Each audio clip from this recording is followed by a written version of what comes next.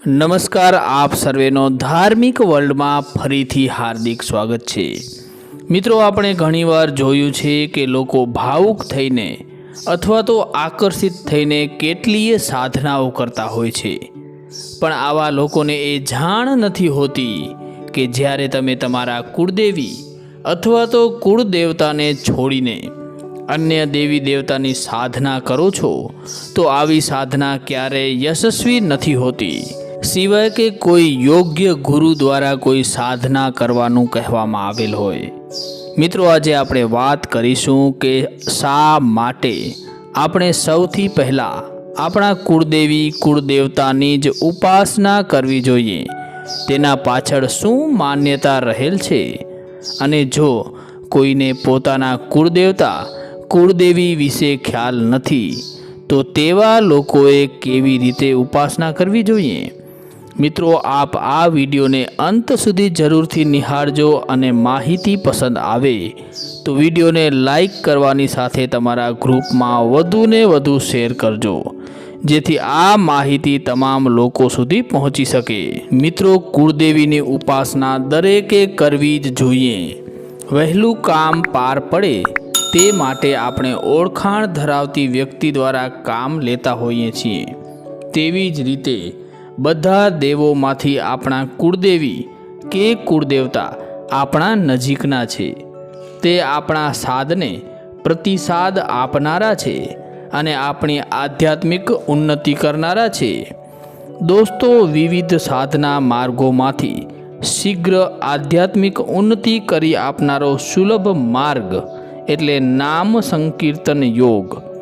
ગુરુદેવે આપેલા નામનો જપ કરવો એટલે ગુરુ મંત્ર શ્રદ્ધાપૂર્વક જપવાથી મોક્ષ પ્રાપ્તિ થાય છે, પણ જો નામ દેનારા કોઈ યોગ્ય ગુરુ ન મળે તો પોતાના કુળદેવતાનો એટલે કુળદેવીનો અથવા કુળદેવતાનો જપ કેવી રીતે કરવો એ ઈષ્ટ હોય છે તેના વિશે વાત કરીએ તો કુળ એટલે આપ્ત સંબંધોથી એકત્ર આવેલા એક લોહીના લોકો, જે કુળદેવતાની ઉપાસના આવશ્યક હોય છે તે કુળમાં વ્યક્તિ જન્મ લે છે। કુળ એટલે મૂલાધાર ચક્ર, શક્તિ અથવા કુંડલિની। કુળ વત્તા દેવતાઓ એટલે જે દેવતાની ઉપાસના કરવાથી મૂલાધાર ચક્રમાંની કુંડલીની શક્તિ જાગૃત થાય છે એટલે આધ્યાત્મિક પ્રગતિનો પ્રારંભ થાય છે એવા દેવતા। કુળદેવતાની ઉપાસનાનો પ્રારંભ વેદોત્તરથી પુરાણ સર્વે કાળમાં થયો છે। કુળદેવતાની સાધના કરીને આધ્યાત્મિક અને વ્યવહારિક ઉન્નતિ થઈ હોવાનું સર્વજ્ઞાત ઉદાહરણ એટલે છત્રપતિ શિવાજી મહારાજ। શિવાજી મહારાજના ગુરુ સમર્થ રામદાસ સ્વામીએ તેમને કુળદેવી એટલે કે ભવાની માતાની જ ઉપાસના કરવાનું કહ્યું હતું। સંત તુકારામ મહારાજજીએ જે પાંડુરંગ એટલે કે વિઠ્ઠલની અનન્ય ભક્તિ કરીને સદેહ મુક્તિ મેળવી તે વિઠ્ઠલ તેમના કુળદેવ જ હતા। મિત્રો, આપણે કુળદેવી અથવા તો કુળદેવતાની ઉપાસના શા માટે કરવી જોઈએ તેના વિશે વાત કરીએ તો મિત્રો, આપણે મોટી બીમારીમાં પોતાના મનથી દવા લેતા નથી, તે માટે તે ક્ષેત્રમાંના અધિકારી વ્યક્તિ પાસે એટલે કે આપણા ડૉક્ટર પાસે જઈ અને તેમની સલાહ અનુસાર દવા લઈએ છીએ। તેવી જ રીતે ભવસાગરમાં અટવાઈ જવાથી મોટી બીમારીમાંથી સાજા થવા માટે એટલે જ કે પોતાની આધ્યાત્મિક ઉન્નતિ થવા માટે આધ્યાત્મિક દ્રષ્ટિએ ઉન્નતોના માર્ગદર્શન અનુસાર સાધના કરવી આવશ્યક હોય છે। એવા ઉન્નત લોકો સમાજમાં ઘણા ઓછા હોય છે। 98% કહેવાતા ગુરુ મૂળથી ગુરુ હોતા જ નથી, તેથી કયું નામ લેવું તે પ્રશ્ન હોય છે, પણ આ સંબંધમાં ભગવાનને સહેલાઈથી ઉત્તમ સગવડ કરી આપી છે। પોતાની ઉન્નતિ માટે આવશ્યક એવા કુળમાં જ તેમણે આપણને જન્મ આપ્યો છે। જો આપણે માંદા પડીએ તો આપણે હંમેશા આપણા ફેમિલી ડૉક્ટર પાસે જઈએ છીએ, કારણ કે તેમને આપણી પ્રકૃતિ અને રોગોની માહિતી હોય છે। તેવી જ રીતે એકાદ કાર્યાલયમાં વહેલું કામ પડે તે માટે ઓળખાણ ધરાવતી વ્યક્તિ દ્વારા કામ કરાવી લઈએ છીએ. તેવી જ રીતે સમગ્ર દેવોમાંથી આપણી કુળદેવી આપણા નજીકના છે. તે આપણા સાધને પ્રતિસાદ આપનારા છે અને આપણી આધ્યાત્મિક ઉન્નતિ કરનારા છે. બ્રહ્માંડમાં રહેલ સર્વ તત્વો પિંડમાં લાવીએ એટલે સાધના પૂર્ણ થઈ એમ હોય છે. બ્રહ્માંડમાં રહેલી સર્વ દેવતાઓની સ્પંદન લહેરો જેવી રીતે સર્વ પ્રાણી માત્રોમાંથી કેવળ ગાયમાં આવી શકે છે, એટલે જ તો ગાયમાં 33 કોટી દેવતા હોવાનું કહેવામાં આવે છે. તેમજ બ્રહ્માંડમાંના સર્વ તત્વોને આકર્ષિત કરીને તે બધાની 30% સુધી વૃદ્ધિ કરવાનું સામર્થ્ય કુળદેવતા કુળદેવીના નામ જપમાં છે. જ્યારે શ્રી વિષ્ણુ, શિવ, ગણપતિ જેવા દેવતાઓનું નામ જપ કરવાથી તે દેવતાઓનું ઓછું રહેલું વિશિષ્ટ તત્વ વધે છે. કુળદેવતા પૃથ્વી તત્વના દેવતા હોવાથી તેમની ઉપાસનાથી જ સાધનાનો આરંભ કરવાથી કોઈ પણ ત્રાસ થતો નથી. ક્ષમતા ન હોય તો પણ એકદમ તેજ તત્વની ઉપાસના કરવાથી ત્રાસ થઈ શકે છે.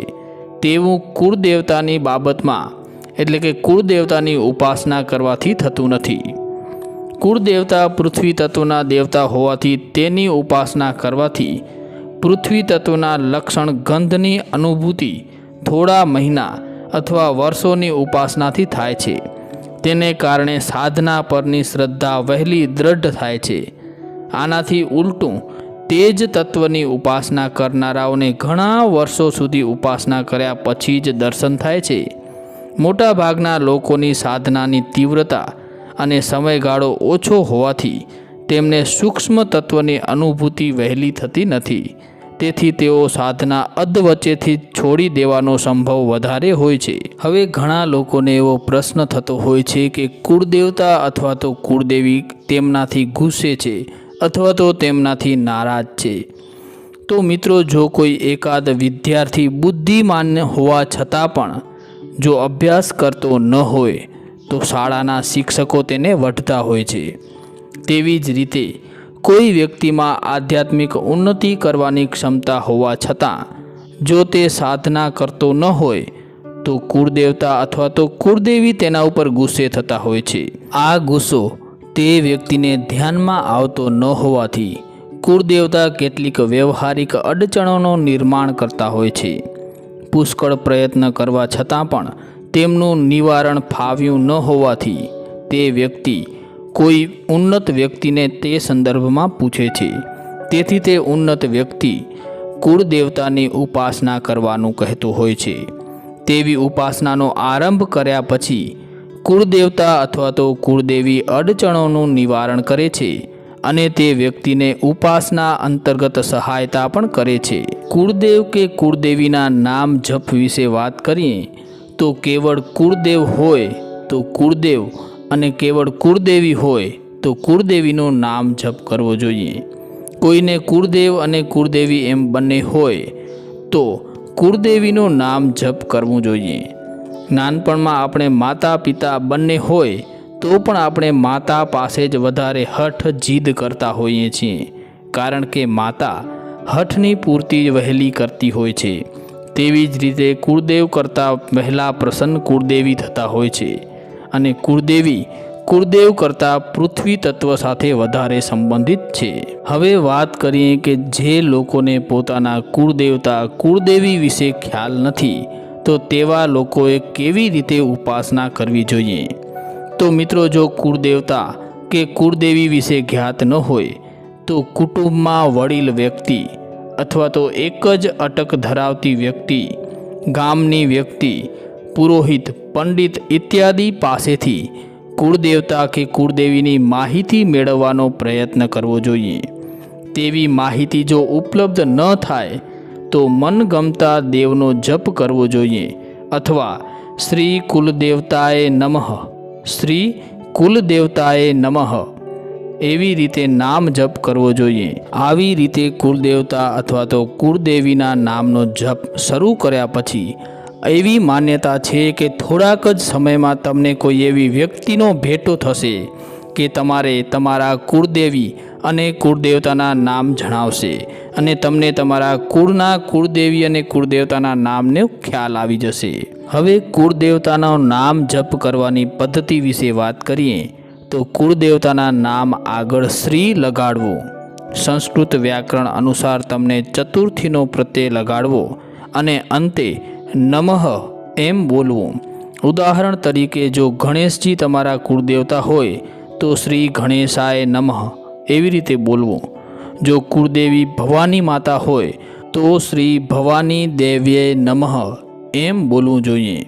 કુળદેવતાનું નામ જપ પ્રતિદિન ઓછામાં ઓછો 1 થી 2 કલાક અને વધારેમાં વધારે સતત કરવો જોઈએ। મિત્રો, માણસ પોતાના કુળથી જ ઓળખાય છે અને એટલા જ માટે આવનાર પત્નીને કુળને વધારનારી, કુળને રોશન કરનારી કુલવધુ કહેવાય છે। તો મિત્રો, હું આશા રાખું છું કે આ માહિતી આપને જરૂરથી ગમી હશે, માટે વિડીયોને લાઈક અને તમારા ગ્રુપમાં વધુને વધુ શેર કરજો અને ચેનલને હજુ સુધી સબસ્ક્રાઈબ ન કરી હોય તો સબસ્ક્રાઈબ જરૂરથી કરી નાખજો। કોમેન્ટમાં તમારા કુળદેવી કે કુળદેવતાની જય જરૂરથી લખજો। જય શ્રી કૃષ્ણ, જય માતાજી, હર હર મહાદેવ હર। ધન્યવાદ।